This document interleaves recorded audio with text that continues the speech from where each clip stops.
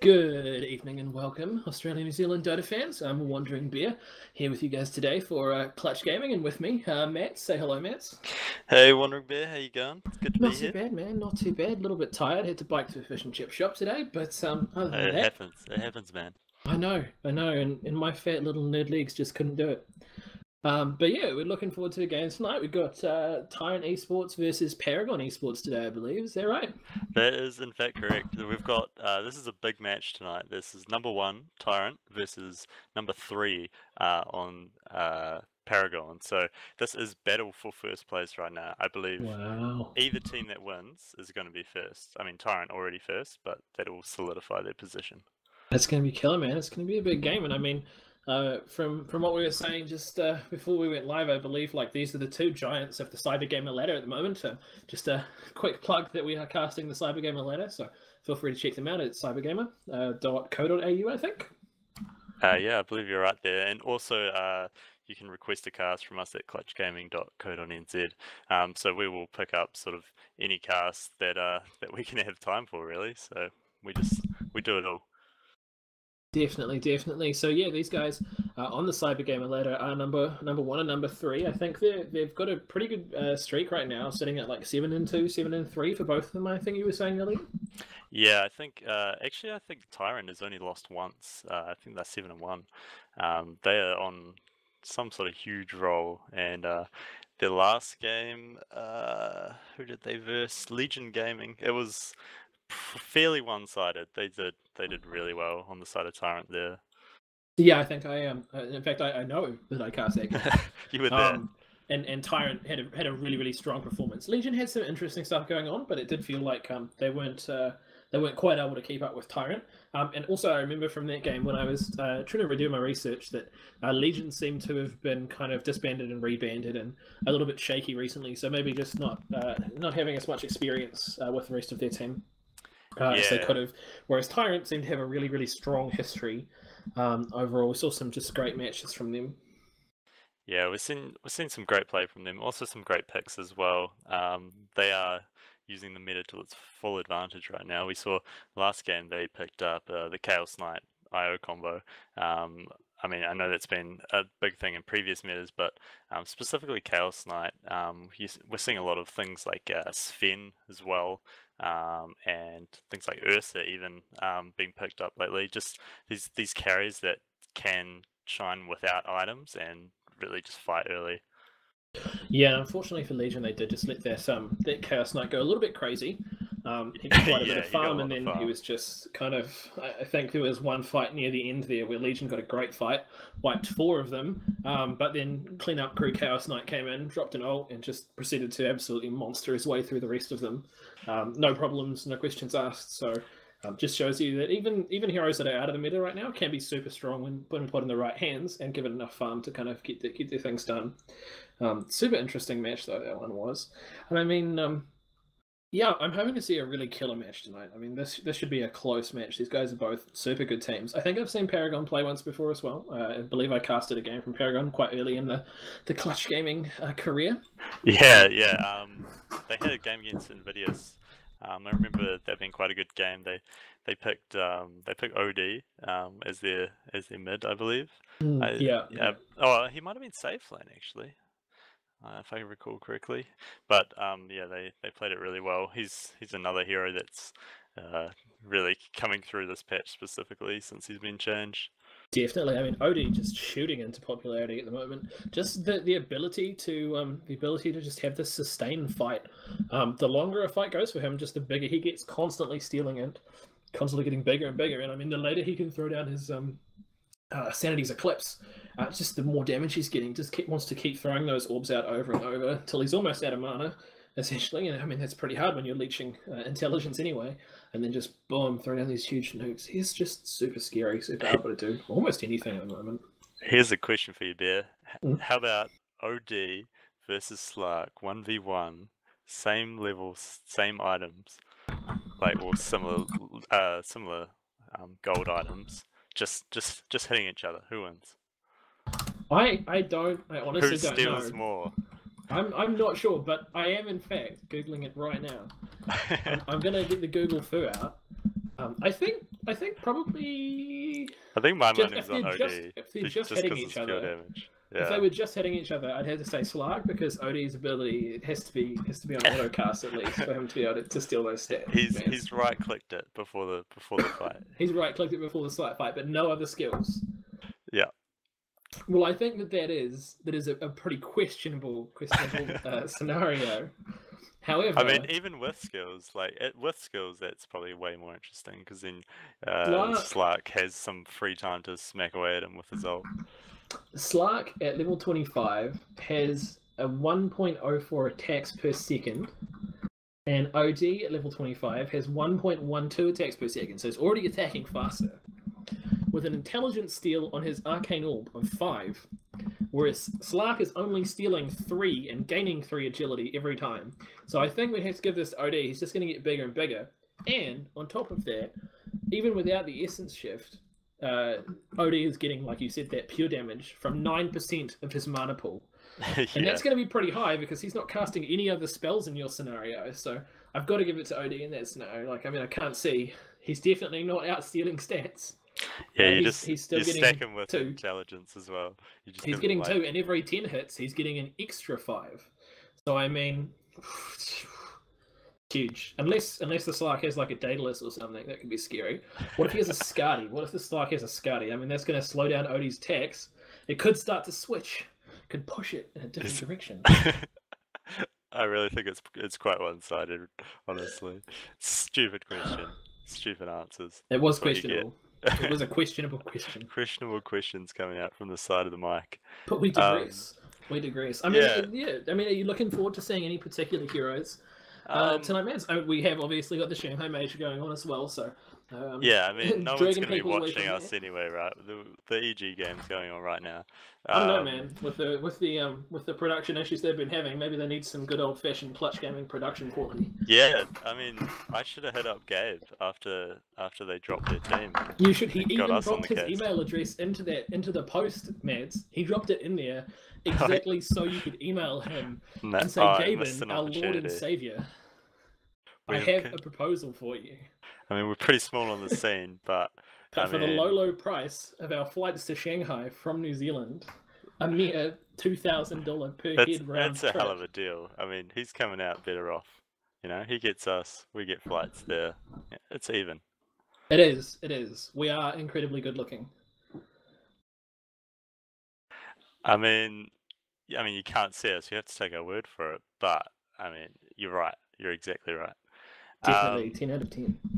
So enough. Well, they can actually see you, because I believe our high quality, our high quality production manager, Mr. Edenlaw, has in fact got a picture of your handsome mug right up on the front of our stream right now. Oh, I can't see it. This changes everything. But I believe they do. But we are getting into the lobby now after this great banter that we've had. I think I'm getting fired after this one. You jumping in this lobby, Mads? Yeah, give me 1 sec. Nice. You got the password there? Yeah, just reading it. Cool. I'm pretty slow. I'm in. It's all on, boys.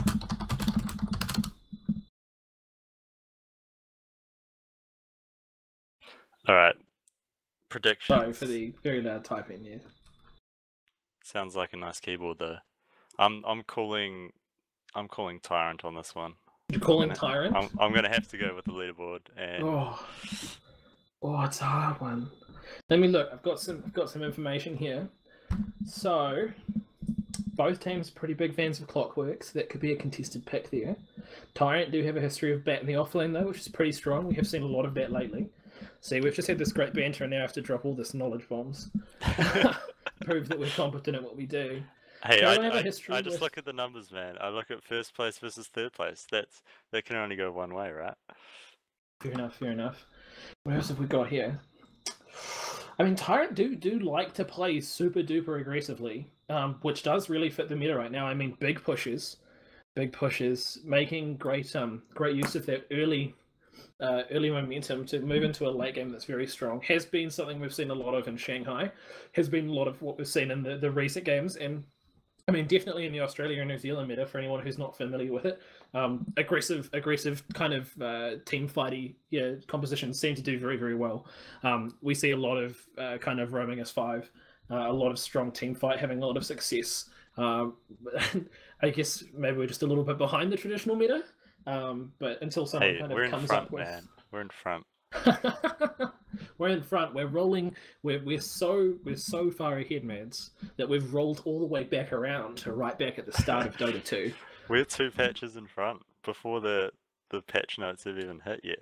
It's like that classic fashion saying everyone's like, right? You know, you got to keep those clothes for 30 years because they'll be back in fashion soon.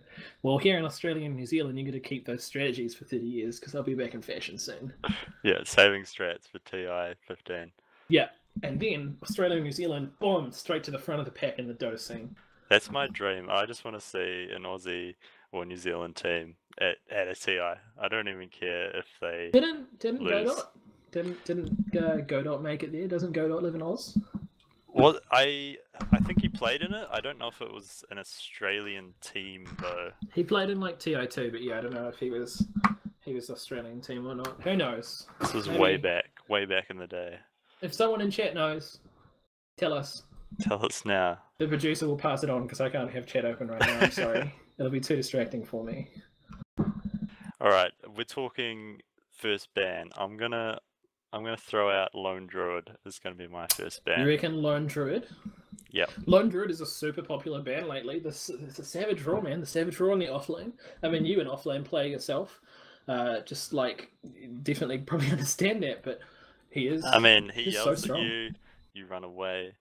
Yeah. I mean, it's basic math. He is practically Clint Eastwood. He just wants you to get off his lawn. Yeah. But yeah, no. Lone Druid could be a super strong first ban. I would expect to see maybe an Earth Spirit or Invoker super early, but it's very, very difficult to tell.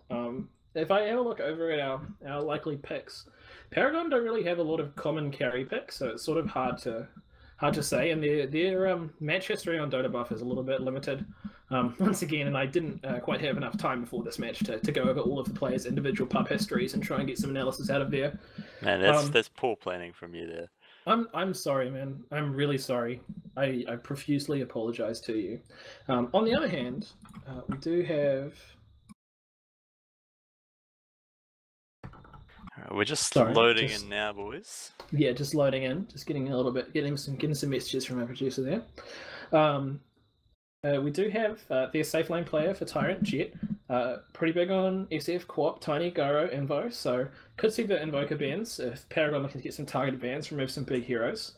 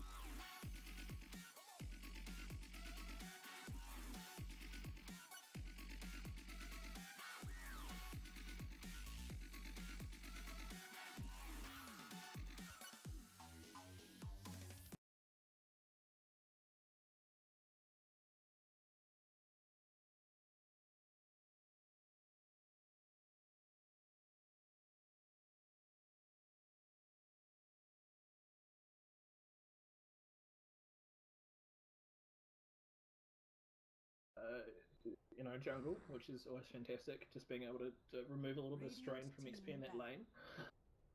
And can, of course, also just chuck out a huge amount of damage with those impetus lances, and very, very difficult to damage with the chains thing. I can't remember what it's called. Untouchable? Is that what you're talking about? That one, yeah. Exactly. I just remember it has chains and yellowness. Yeah. We are going to see immediately after that bans on Odie and Earth Spirit.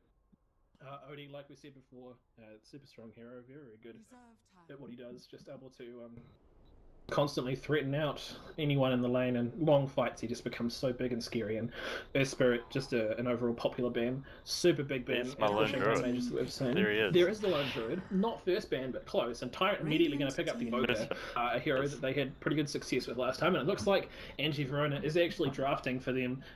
Angie Verona also their mid player from our history anyway. So likely going to see him in mid. So he's picking up a nice early hero there that he can be a playmaker in, and if he is their captain, which is most common with drafters for this scene anyway, also I would have made just a really great playmaking hero there. Yeah, so Invoker has been nerfed, but I mean even in the pro scene he's still getting picked up a lot.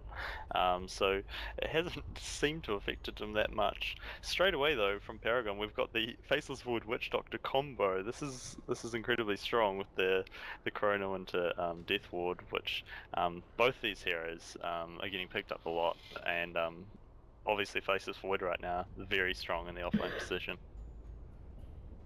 Definitely, I mean, he is just a crazy strong hero, able to put out a ridiculous amount of damage, so super difficult to say. And especially with the Witch Doctor there too, it's a very, very strong combo. Interesting with his new time dilation. How do you feel about that skill next? I think it counters certain heroes very well. Like a Faceless Void now is a great pick against Invoker, and so well I guess not so much Invoker because if he's good Invoker anyway, but things like Lena, Skywrath Mage, anything that just puts out a lot of low cooldown abilities. It's great against Weaver too, who is actually getting picked up lately. So, but it seems like the teams aren't picking him up for that specific skill anyway. It's more for just his general tankiness in the offlane. Absolutely. I mean, he has just had a slew of nerfs, well, not nerfs, but buffs. Well, changes. Yeah. I mean, it's hard to say. They changed the hero so much. But they did a great job of moving him into this offlane support role, which is really cool for him because he was kind of falling out of play as a carry. Gonna see a Venge response there from Tyrant Esports though. Vengeful Spirit Vengeful Spirit and Witch Doctor actually have been really popular heroes in the scene lately. I mean, what do you think about these? They are just really standard strong heroes. Well, the Venge is good specifically for this pick because it counters the Chronosphere a little bit, because he can just, whoever gets chronoed, as long as he's standing back, he can swap himself in and save them. But in general, Vengeful Spirit's strong mainly because of her aura, and which helps in so many team lineups, just extra damage, so you can't complain with that. Yeah. And she's just a solid support really, minus armor, stun, it's all good stuff. Follow-up bans going to Puck and Clinks there. Interesting bans from Tyrant. Seem to be relatively targeted. Maybe they've got a history with Paragon or kind of know what they're up to. Was Paragon to go ahead and they're going to go ban IO, and then start to drop towards reserve time. Not quite going into their reserve time. We're going to ban a Slardar there. Another interesting ban. Not a hero that I would find super threatening, but maybe they're looking to run some kind of stealthy or anything like that, which Slardar is definitely going to have a great time against. They go ahead and pick up a Night Stalker. Do you think we're going to be seeing this Night Stalker in middle against an Invoker maybe, or possibly a roaming Night Stalker? It's generally roaming like a 4 position. You mainly pick him for his map presence.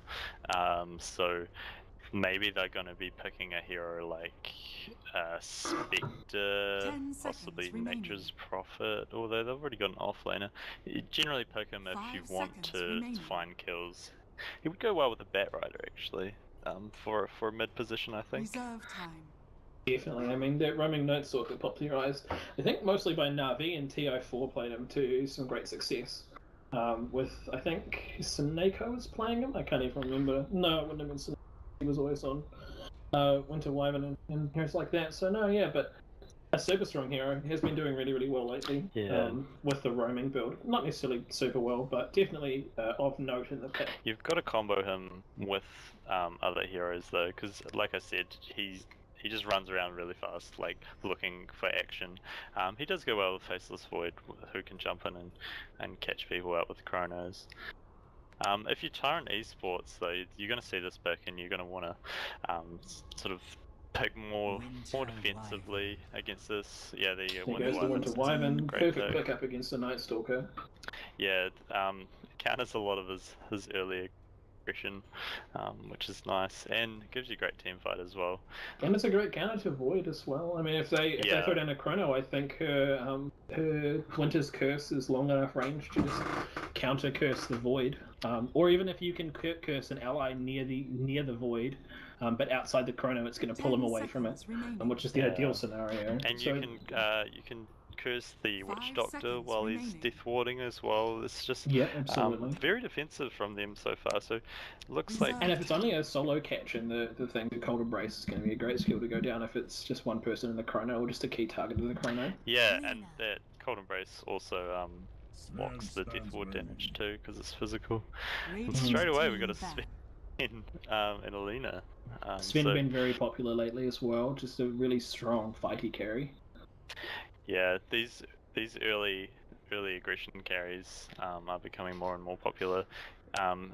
Also, another aura for them, the Warcry, going well. Yeah, I think Tyrant have a big history with the aura game. We did see, I think, in the Tyrant versus Legion game a little while back, we saw them run this Invoker, Venge, and I think Drow combo. To just have a huge amount of right-click output on these carries. And I mean, Invoker already comes into lane with a massive right-click, so if you throw him out an extra thing like that, that's pretty scary. Sven, I don't think you can actually disjoint the Stormhammer anymore, can you? You can, yes. You can? Okay. So, I mean, but still a pretty reliable stun if they don't have any way to disjoint it. Yeah, I mean, Sven just combos quite well with the rest of their team. Invoker with Alacrity, obviously great for Sven, because he just wants to be hitting as fast as possible. Yeah, absolutely. And if you're comboing that with a Warcry and a Vengeful Spirit damage buff, it's going to be a lot of damage. So, do we think this lane is going mid, and thus they'll be looking for their safe laner? Looks like Tyrant thinks so, banning out the Morphling there. You're probably going to want a ranged carry, I would assume. Maybe like a Gyrocopter would work well with the Faceless Void. Yeah, Paragon does definitely have a history with Gyro. We've also seen them pick up Showfiend before. Not sure if it's necessarily in a safe lane position or a mid lane position, but it could be very, very strong. We do see, though, Paragon banning out the Clockwork against Tyrant for their off-lane Clockwork, someone they're pretty big on. What do you think we may be seeing from Tyrant coming up in that next pick? I would really love to see like a Batrider or something like that. Been a super strong hero lately and will fit really nicely into that off-lane, especially against like a Witch Doctor plus whoever. It's going to be like pretty hard to lock a Batrider down. I think that would be nice. I would like to see some more aggression out of their last pick, because Venge and Winter Wyvern are very defensive. Neither of them bring much in terms of damage. Winter Wyvern early, she's okay, but otherwise you don't want to be solely relying on the Sven Invoker, so I'd like probably to see a Tri-Core lineup from them here. Paragon taking a while on this. I mean, I don't think Gyro was banned, was it? I think that's probably the pick I would go for. They're going for a Slark, which is interesting. Looks like they are going for a sort of pick-off orientated lineup here.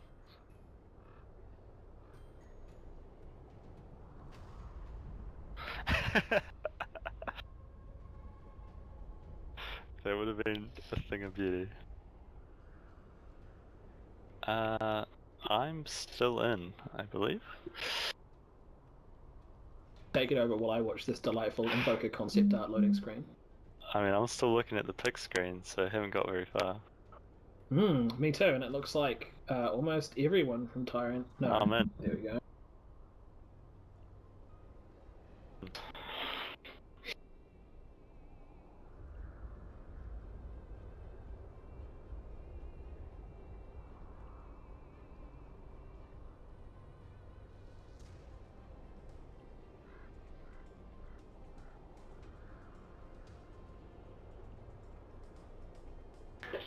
Valve, please.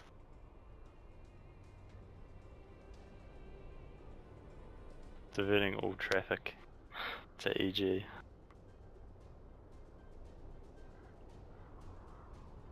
Alright, we'll just see what's happening here. We'll be away in a minute, I imagine, once both teams get sorted and everyone's reconnected. Alright, I am back in, I think, pending further reconnection problems. Watching this delightful invisible vengeful spirit, always fun. So that last pick, Slark, quite interesting. I think it shows you what sort of lineup they have gone for. They're going to be using the Night Stalker for vision, roaming the map with the Slark, looking for pickoffs. I mean, they're against the heroes where they can get pickoffs for the most part. None of the heroes on Tyrant, bar Invoker, I guess you could say, have really great escape abilities. I mean, you got the Surge from Darkseer, but that's about it. If they get caught out by this team, they're in trouble. Looks like we're away now. Definitely, so going into this game we're going to be seeing Angie Verona on the Invoker there, Dark Destroyer on the Darkseer taking the offlane. Emperor Bob will be playing the Sven, a series of symbols in some Asian dialect which I cannot speak. Will be playing a Vengeful Spirit and elusively on the Winter Wyvern there, their traditional kind of support player. The Darkseer though immediately teleports out almost, I think. He was out there fast and throws down a ward block there. But on the other hand side, we're going to be seeing Pooh on the Lena, Eve Aizen on the Night Stalker, Hontrash on a Witch Doctor, Tranquillo on Slark, and CSGO Lounge Athlete on the Faceless Void there, going into this great match. Once again, guys, this is Paragon Esports versus Tyrant Esports on the CyberGamer AU ladder for Dota 2. Feel free to check us out. Feel free to check them out rather at cybergamer.co.au. And I am a wandering bear here with Mads. We're from Clutch Gaming. We are a casting team, do casts for anyone who wants it, so feel free to check us out, clutchgaming.co.nz. You can request a cast on there for any of your games and we'll get around to it if we're able to with our time schedules. Really looking forward to seeing more matches in the Australia and New Zealand scene, but we're going to see Dark Destroyer going in here, looking to secure this room. Both teams have everyone around this river. Who's Dark Destroyer? The Darkseer. I'm just messing with you. Dark Destroy Nova, whatever it is. In fact, both teams kind of leaving the top, and the CSGO Lounge Athlete on Void there, able to just go ahead and pick up the bounty rune. Let's head a stroll up there. That's fine. Yep. I'll take it. No one else wants it. One going for each team, but surprised that we didn't see any fighting there. I guess Paragon happy to not really commit to that. I guess Darkseer is pretty scary in the early game. That Ion Shell does do a lot of damage, 30 damage per second. Looks like they're going in on the Lena, really. Yeah, they are. They're going to throw in a Cold Snap in combination with that Arctic Burn. It looks like the Arctic Burn ticks might actually trigger the Cold Snap as well, so that Lena's going to go ahead and lose half her health pretty early.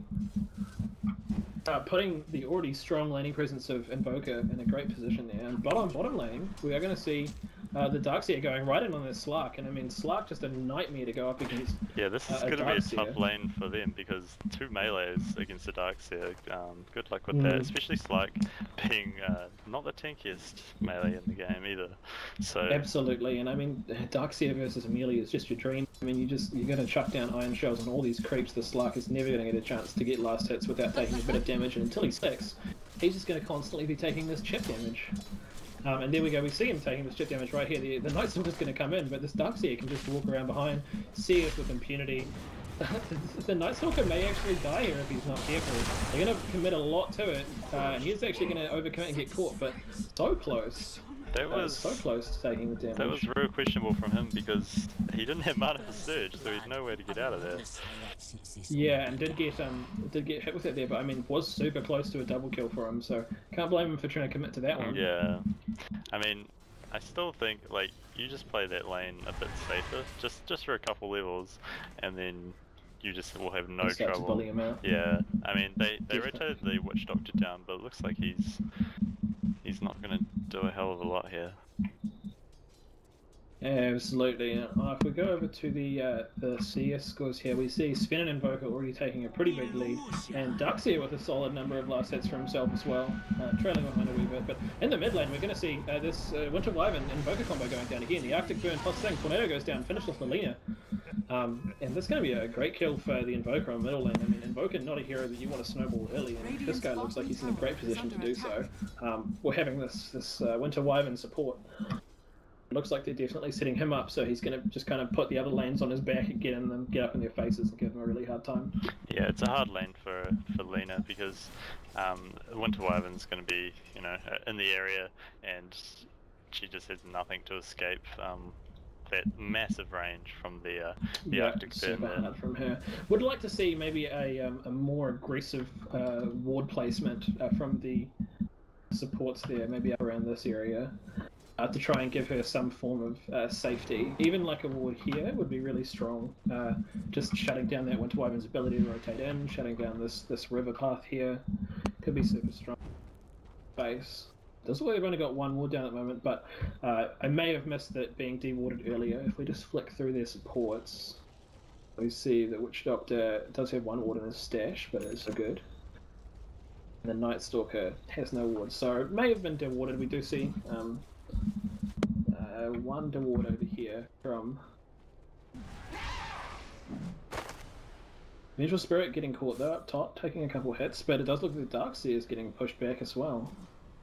He's still having a great time though. I mean, he's out CSing this Lina in mid lane, all the way up to 15 CS, chasing the Slark for CS, and the Slark has 2 supports committed here to helping him as well, who only have 1 CS between them. I mean, the Night Stalker here is not doing a whole lot. There's nothing really he can do, honestly, against the Darkseer. I guess they just didn't expect that pick.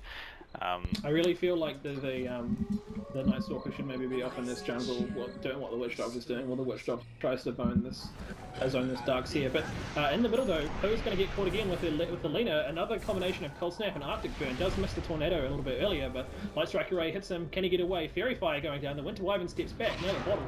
TPs are coming in from the Night Stalker, and he's going to force them away. Does catch in, and Witch Doctor as well, going onto this Winter Wyvern, a disastrous turn for them.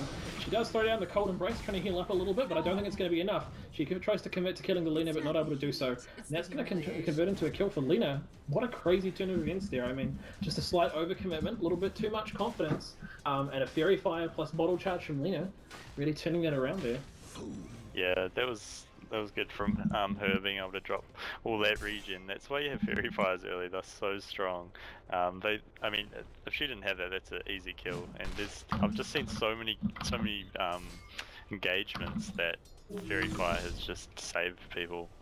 On the bottom though, Darkseer's getting a little bit low. We are going to see a paralyzing cast come out onto them, but it does stop the surge. He's going to TP. We've got the pounce here though. That should. Yep. What? No pounce. No. I'm not Maybe sure not aware that pounce does in fact stop the. Maybe a little. Maybe not aware. Yeah, a little bit of a misplay there from the Slark. They're going in on their Lina though, in mid again. This time no Fairy Fire, but it looks like she is gonna survive this one. Night Stalker just showing up. He's trying to utilize this night time as much as possible. He did get that kill before. It didn't go towards him, but he was involved. Maybe he'll think about rotating somewhere else. I don't think there's much possibility of a kill up top. Maybe on the Venge. Yeah, I mean, I don't think this Void is going to be doing a whole lot. Level 4 CS. He's got a haste through though. Going in on the Winter Wyvern here. Giving him a few slaps, but it's going to take him a while. It is also night, so definitely not something they want to engage in. Does only have 1 level in Hunter in the Night, 2 in the Void. I'm not sure I like this. I think I would have probably liked a little bit more on the Hunter in the Night there, but an interesting choice from him. Now they're going to try and go on the Sven, but Sven's just going to make a call. There's nothing he can do there. He's just asserting dominance at this point. Yeah, very difficult for them. Darkseer, meanwhile, has been forced to go back to base, and they are going to try and make another try this. The Witch Doctor coming around, maybe getting a safe ward down for his Faceless Void, and they move into the river. I think they're going to be looking for this Wyvern. Unfortunately, the Wyvern already knows that and has moved around, maybe looking to try and get a bit of pressure onto this Faceless Void. to give the Sven a little bit more space after that. But they are going to smoke around from behind and go for the Invoker. Lena does manage to dodge the Invoker set, and then he's going to take a Maledict. He's throwing down a Fury Fire of his own though, but it's not going to be enough. Maledict is going to get the kill, and Vengeful Spirit tipping and isn't going to be able to do anything. Not even really anyone low enough to try and get a kill on. Yeah, he wasn't expecting those heroes there. He was actually trying to go for the kill himself actually on the Lena, so he really wasn't ready for that. Slight misplay from him not buying a second Fury Fire. Like, you know, that's just level 1 stuff, right? Yeah. I mean, 2 Fury Fires, the basis of any good Two player. greater than 1. That's what I always say. Yeah. Any 9K Redditor will tell you Fury Fire strongest item in the game. At the moment, Sven though, tier 1 top. Gotta throw down the God's strength to go for the tier 4, tier 1. Not a bad choice. Is heading for a whopping 150 or so damage right now. Just gonna do huge amounts of work with this great cleave on the creep wave, but 2 heroes coming in. They're gonna try and stop it, but Sven is able to get the kill. The time dilation does go down. Turn around and fight. Yeah. I think he was worried about more heroes showing up, but I think they had vision on everyone else. Invoker's gonna go ahead and grab that illusion rune mid. Sven, keen to grab this 3 stack of creeps up top. We're about to see a huge jump up in his net worth, already at 53, 54 CS with these. If we go over to the net worth there, we see that he's now skyrocketing ahead of this who's still having to deal with the constant harassment from Darkseer. Does now have level 6, obviously, a little while ago. So not such a problem for him anymore. He's going to take a few hits, but he can easily just kind of wander away and heal up the health once the Darkseer can't see him. Slark just becomes such a monster after level 6, and he's able to kind of just push this lane out and rotate quickly into the jungle, abusing that ult to get additional regeneration. So, I mean, just such a strong hero when he's played super effectively like that. Yeah, it'll be interesting to see what they can do once they do get these levels. I like what the supports, specifically Winter Wyvern, are doing. On the side of Tyrant Esports, there's big stacks there. Sven already cleared one, so obviously a hero like Sven, built in Battle Fury, he's going to be loving this, and that's going to skyrocket him ahead, and I imagine we'll see this pay off. Absolutely. I mean, stacking's such a strong tool for any support, and something that, especially in like a lot of pub games, gets forgotten until you're at a higher level. But with cleave heroes like Sven, boy is stacking strong. I mean, just all over the show, able to stack constantly, and just get a great amount of work out of that kind of stacking. And we also see that I think maybe Sven, is it Sven? Yeah, does have the Helm of the Dominator, and we see down by the Ancients, the Forest Troll creep, also going to be stacking Ancients for him. So just stacking everywhere, looking to just get a huge amount of farm for the Sven, and we see it paying off. I mean, Sven rocketing is almost a 5k net worth at 10 minutes, so about 500 gold per minute, almost 1,000 gold ahead of Slark, which is a pretty big deal at this stage in the game, and the net worth graph definitely moving in favour of Tyrant Gaming. Yeah, I mean, Paragon not doing a whole lot to put any aggression on this, actually. They're not pressuring towers, they're just letting them away with this, which... Yeah, it does look like they might be aware of this, but I don't think they're able to do much about it at this stage. Kind of a difficult situation. I think with the Night Stalker having a little bit difficulty in getting his farm, they're just not as strong as they could be. We see he's still only level 5. Sven up to level 9 along with the Slark. Slark actually doing a pretty good job on the XP side of things. Looking over at net worth, yeah, he has a pretty good net worth too. Is 1,000 gold behind the Sven, but doesn't have his entire team stacking camps for him. It'll be difficult, but we are going to see a Faceless Void and a Night Stalker are going to be rotating top. Venge, all alone there by herself, just TPing out, not having any of that, but then changes her mind, in fact, wants to have some of that. We do see both a Sven and a Winter Wyvern in the area, so, I mean, if they try to go in on this, this could go pretty badly. Yeah, I don't think they know that here either. This is going to be a stun. There goes the scream of... Scream, Wave of Terror. I think Sven got fogged there. Looked like he was going to throw out the Stormhammer. How unfortunate, but... I mean, it would have been a hard kill to convert anyway. Night Stalker, often compared to a Panzer tank in the early game, just so much armor. Able to dive towers, take hits anywhere he wants. I did hear an EMP going down on the mid lane from the Invoker, but it looks like neither team too keen to do anything. Faceless Void does rock down to say hello, but the Lena there not going to choose to do anything for it. So again, both teams here, just happy to farm away for the most part. Which team do you think this benefits more? Also, Slight going for a Midas, so they're just showing even more so the fact that they just want to take this late. Well, two teams this good can't be unaware of what's going on, and I think they have to know that Tyrant probably are getting a lot of stacks going on and stacking a lot for the Sven to be as big as he is. I mean, anyone can look at Sven's items and figure out kind of the rough net worth that he has, and when you see a Sven at 12 minutes with a Helm of the Dominator, Power Treads, and a Yasha, you know that he's having a pretty good time. But in the middle lane, we are going to get Lena caught up. She's going to get hit by the Tornado EMP combo, but not able to do quite enough there to get around. Winter Wyvern just not quite quick enough on the Arctic Burn. Bottom lane though, Darkseid. Slark is going to land the pound this time. Followed up with the silence. Does get it. Silence and the Void there as well. Crippling Fear and Void, there we go. But Winter Wyvern coming in. Slark getting super low, and Darkseid going to try and do anything with it, but not able to do so. Slark throws down the ult, and they just rock away.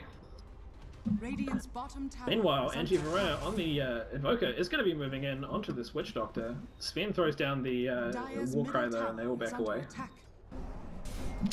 Yeah, so and I think that they must know that this Sven is getting some killer farm. Now up to his Sergeant Yash. 13 minutes. So that is a farm Sven. A casual 8k gold at 13 minutes. So he is a spooky Sven right now. I would not want to meet him in a dark alleyway with a about at least 10 guns.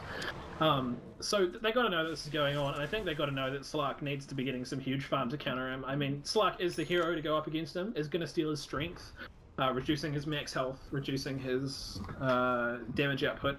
So, I mean, they're going to want this Slark to be big. We see Void picking up the Blades, which is definitely going to help the Slark out. And he's probably going to grab that Midas as well to try and just put out a little bit more. I think already at 1500 gold. Really not sure what I'd like to see from Slark here. I mean, if he wants to go full farm, Yasha would be a killer item right here, getting that additional movement speed. With Yasha and Power Treads, I believe Slark has max movement speed when he's not seen by the enemy. He goes up to 522. So that could be very strong for him, able to just boost through their jungle, and probably even get in the enemy jungle and take some of that, preventing Sven from getting additional farm. And then he could move on to something like a Manta style, potentially. Yeah, maybe a Manta style. I mean, if he's really quick, he could dodge stuns with it. And obviously Skadi, the go-to pick for any kind of Slark. Just such a good anti-carry item. We are going to see the Vengeful Spirit getting going on. Wicked Cold Embrace there, stopping the Night Stalker. Now an EMP's going to go down, but the Chronosphere turning it around. Mechanism coming out of Darkseid. Wow, that must have just came on. And now it's all going to haywire. Slark is going to jump onto the Darkseid, throwing down his ult. It's going to get this Darkseid along with the help of his Faceless Void. So that's going to be a 2 kills for Paragon there, and they're going to turn it into a 3rd on the Roker. Wow, what a chaotic team. Yeah, I'm not sure what was happening in half of that. There was 2 fights going on almost. Boy, was there things. There was a Chronosphere up top, and there was a Winter's Curse down the bottom. There was a lot going on, and it turned out Paragon, at the end of the day, came out on top. Definitely. I mean, it was incredibly close though. This is really the case with a lot of high-tier Dota that you see. It's not a case of miles or even inches. Often it's a case of millimeters.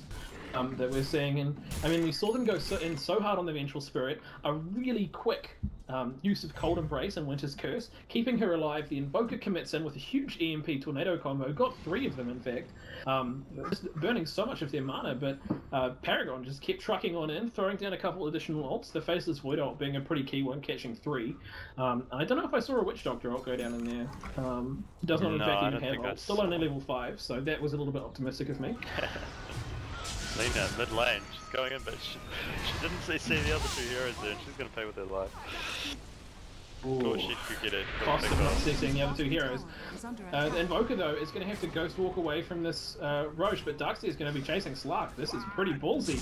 But up a little bit further ahead, we see Sven, Vengeful Spirit, and Winter Wyvern all coming around. They've got the Warcry on them, and they have taken out Alina, so they're hungry for more blood. Slark, though, not interested in giving them that blood. They might take the Roche here, and they totally are going to go for it. They're going to blast on into that Roche. It is going to be spotted by Tyrant, I think, with this ward on the high ground. Yeah, there's not much they can do here, though. No, I mean, they're down 2 heroes, and they've pretty core heroes in terms of CC, and the Void is going to be too far away at top. We are going to see a Slark and a Night Stalker here, but I don't think they can go in against this many heroes. Not at this stage in the game, not without more farms. Night Stalker throws down his ultimate, but he is going to get EMP'd. And now the Cold Snap, and they're just going to turn this into nothing. And my god, this has been Blink Dagger with his Sergeant Yash at 17 minutes. This is a horrifying creature. 11k net worth on the spin. Oh, he's doing wonders. This just shows you, like, how beneficial all that stacking was to him. He's just, he's well ahead of the Midas Slark. Well ahead. Let's take a look at levels real quick. Spin at level 14, the Midas Slark at 13. Not even able to keep up with him with the Midas. And the next highest player is Lena at 11. Spin blinking forward, another Stormhammer though, and the EMP combo. Lena's going to get cycloned up, but I don't even think that's going to be enough. The Tornado's going to follow it up. Yeah, I think Invoker can just finish the off himself. That Light Strike away is going to hit him though. And now the Witch Doctor getting caught, not able to save his screen. Night Stalker comes in. Does he want to go into this fight as well? No, it does not look like that is the case. Two more heroes rotating around there, the Slark and the Faceless Void. Big heavy hitters, and with a Faceless Void ult here, they could actually maybe get a couple kills. Arxia doing a sneaky drop of those Arcane Boots to get a Soul Ring off as they just go ahead and walk right and pound down this thing. Yeah, this team Tyrant right now is a scary beast. Sven, like, you can't even approach it because the Sven has a blink now, so if you're up too far, you're just going to get caught out. Definitely, and Darkseer has a mechanism on top of that. I mean, that's crazy. He was having not exactly the easiest lane, but not a super hard lane, but still have a Darkseer had the mechanism, I think, like 5-10 minutes ago. Yeah, he's had that for a while. I mean, that's just what you get as a Darkseer. Just with essentially free offlane farm, because you just chuck down the Iron Shell and sit there. Yep, Sven's going to go ahead and take this bottom tower with a big push. His entire team's going to be smoked up in the jungle, and there is a tasty looking Lena right there for him. The EMP Tornado combo is going to go down. There's the Cold Snap along with a wave of terror. She's going to cyclone herself up. That delightful winter cyclone. Still no dead board from Witch Doctor. Yep, and a nice paralyzing cast there from the Witch Doctor will actually save her. But no death ward. I really think, and this is something that I've observed quite often, to be honest, in these Australian and New Zealand Dota games, we don't, our meta does not put enough emphasis on making sure your supports have levels. This is a level 5 Witch Doctor at almost 20 minutes. This is not okay. Like, regardless of what you're doing, if you see Witch Doctor's level 5, only just getting level 6 now in fact, at this point in the game, you need to be getting him some levels, because look, here comes the Spin, he's going to blink in, and he's just going to free him with a Stormhammer, chunking him through almost half of his health per hit. And this is not a great thing. I mean, spend more than double the level of the Witch Doctor, and a consistent thing that we've seen across a lot of these CyberGamer matches, something that we've seen a lot, you really have to get your supports that farm, otherwise they're just dead weight. Yeah, also the Paragon lineup sort of relies on it. It seems like they've built this team around sort of that Chronosphere Death Ward combo. I mean, you've got the Lena there as well, but Slark can't do anything while they're in the Chronosphere unless you get it really lucky one right on the edge. Alright, we're about to see one drop now. Sven spots it out though and blinks out of the way. So we're going to see this coming. EMP is going to dissuade them. Slark's going to jump in, but it's going to miss the Winter Wyvern and go into the trees. She's going to be silenced, but now the Invoker's coming in, throws down the Urn Charge, and coordination with the Cold Snap. And this could be the Witch Doctor Death Ward that we've been waiting to see, but he's not interested in throwing out. The Cold Embrace goes down on the Invoker, keeps him up, and he's just going to be wailing on this guy. And now the Faceless Void going to 1v1 the Sven, along with the Lena. Sven down to half HP, but I'm not sure he even cares. The Death Ward finally goes down. Try and convince the Invoker to leave, and he's going to get caught out now. A pincer attack, but he does have an Aegis of the Immortal. And there is a big old Sven and Vengeful Spirit looking to come in right here. Immediate Tornado, but he is going to get stunned by the Lena's Light Strike away. She's going to Cyclone herself up. But that's a dead Lena if I've ever seen one. Yeah, that was a very scrappy engagement again, very hard to follow. I still think that comes out slightly in favour of Paragon, but I think that's just because they're so far behind. They didn't get any of the cores, I mean, unless you count Darkseer. 5k gold behind, I mean, they're not massively behind, but the problem is that looking over at this net worth, we see that the 5k gold difference is almost entirely the spend, a whopping 4k ahead of his opposing Slark. And even the Slark is like 2k ahead of everyone else, so there's super scary scenario for Paragon right here. Nat's got BKB, so there's no stopping him in these fights. The only thing you can do is commit the chrono for it, and even then you're probably not going to kill him during that chrono. Yeah, I mean, you got to be throwing in that chrono death ward. I feel like potentially a minor mistake in the draft. They've committed to this Void Witch Doctor scenario, but if you're going to commit to a Witch Doctor that's going to want to be using Death Ward and Chronosphere, I really feel like that Aghanim Scepter is a super strong item to have. And keeping that in mind, I have to wonder if potentially taking this this Night Stalker as a 4 position and giving the Witch Doctor a 5 position was too greedy from Paragon. I mean, I don't think it's their entire draft. It's a good portion of it. They obviously want to have some team fight there. I question the Slark pick. It worked well in that last fight just because it was so scrappy and that's where he thrives. But I think the game that Tyrant are going to play is they're just going to run at you. They're going to get Aegis, and then they're going to come for your towers. And Slark in that situation doesn't do as well as, say, a Sven, who takes a lot to take down. And he's got a good Chrysalis finish now as well. Holy crap. And having a great cleave in fights like this, where you've got a Winter Wyvern on top of that with the Splinter Blast, you've got an Invoker who's throwing out a lot of AoE damage, you've got a Vengeful Spirit who can wave and tear on multiple targets. They're just going to put out so much ambient damage onto these heroes, like so much damage that's just going to be in the area, hurting people. Yeah, they've got a lot of control as well from their 2 supports, which is really nice for them. So they can sit right at the back, even if the Sven or the Invoker get initiated on, they can get saved. We saw in that last fight, Invoker got Chronosphered just by himself, and all the Winter Wyvern had to do was throw the Cold Embrace on him, and he was absolutely fine. Yeah, and really interesting in that fight that Witch Doctor didn't choose to throw down the Death Ward, because I do believe it is magical. No, it's a physical damage, so it wouldn't have gone through it. Wow, rough. So Winter Wyvern, actually, much more than I previously thought. Massive counter pick to this setup. I mean, the only person able to really do a lot of damage through it being the Lina, and she can't really burst down these heroes. Lina actually an insanely strong hero, but once she gets kind of behind, she doesn't have the same effect. I mean, Lina really thrives when she makes a hero disappear right at the start of the fight. And I mean, the only hero that she can really make disappear right now is going to be that Winter Wyvern. And Winter Wyvern, such incredibly long range as a support, can just sit miles back behind her carries and provide so much support to them. Looks like we might be seeing a smoke here outside Paragon. They are all grouped up, but it doesn't seem like they have a great plan. Maybe they were just waiting to see whether... Just unsure of what's going on. They do have... And taking it themselves. They have pretty limited vision too, so pretty hard for Paragon right now. We see the... We're about to see how long Roche is away. Still a little bit. So they might be looking for a kill here. Night Stalker's been sitting in these trees for a long time. He's becoming one with the forest. He's playing with the long sneak game. Sit in there until your throne's being attacked. Gold game. And then they're really questioning life at that stage. Yep, and the smoke is going to expire. They do spot out the item there, but Sven immediately going to throw in a God's Strength. As the smoke expires, I'm just going to go in. I don't think they had a ward there. I'm surprised. No, they did. They did have a ward there. There was definitely a ward there. They did do ward there. Ah, yeah, that would have been why. Have they picked up a gem on the side of Tyrant? I do not believe so. It's just been some good sentry work from a Vengeful Spirit there. Yeah, no, there is a sentry on them. They have found the Night Stalker. His long game. He did briefly step out to try and push this tower. That was his mistake. He should have stayed in the trees.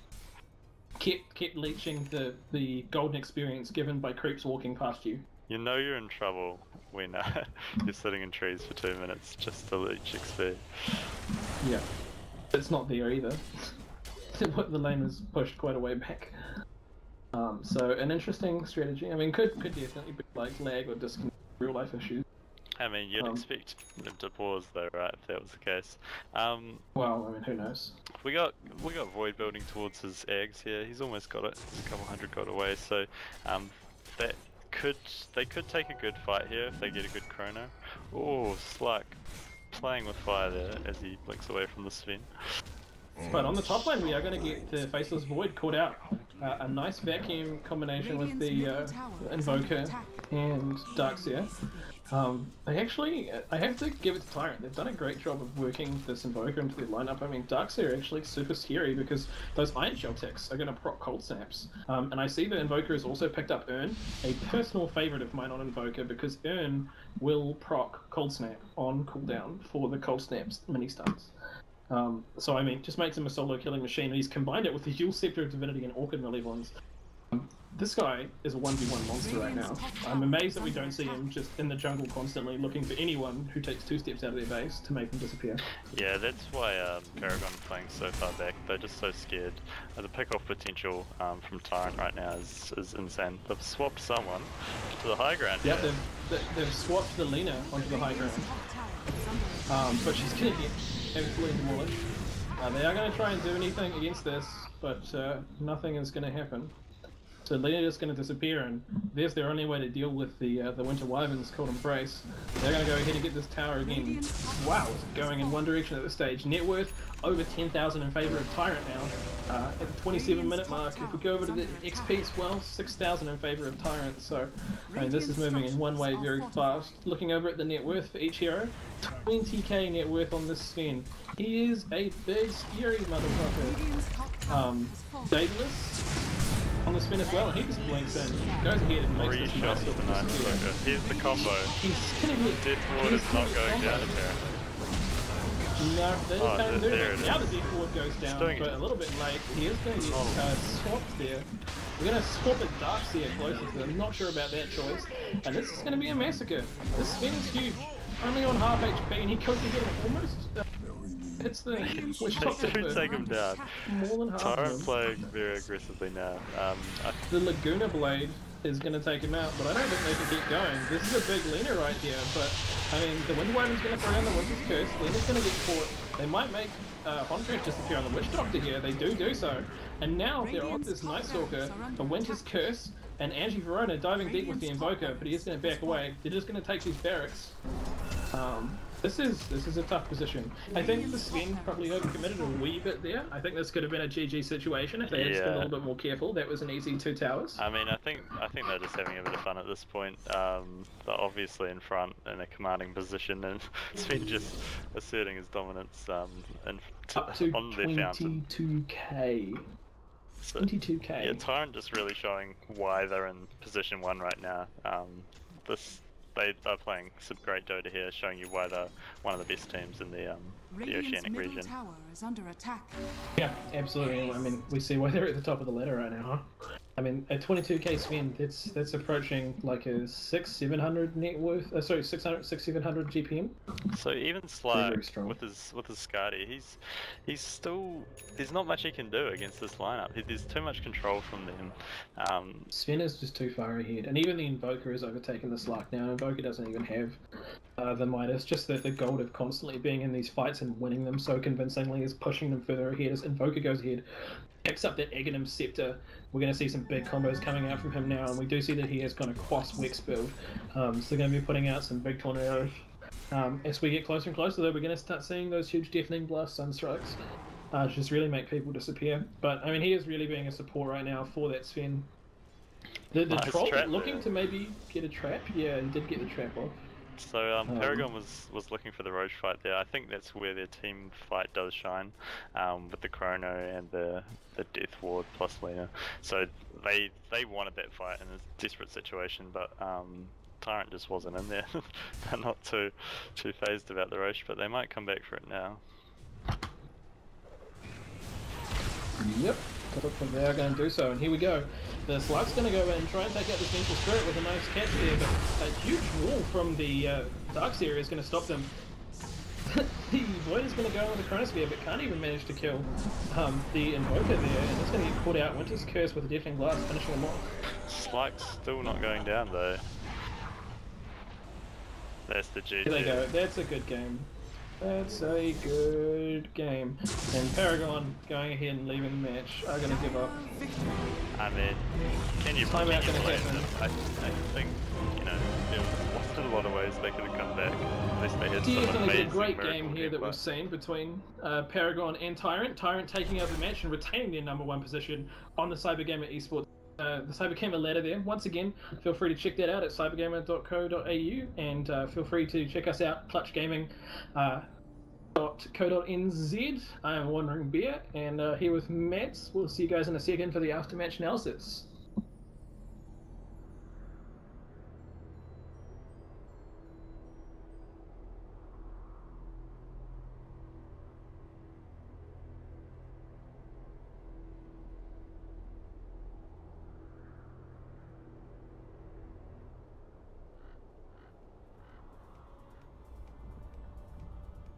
It was.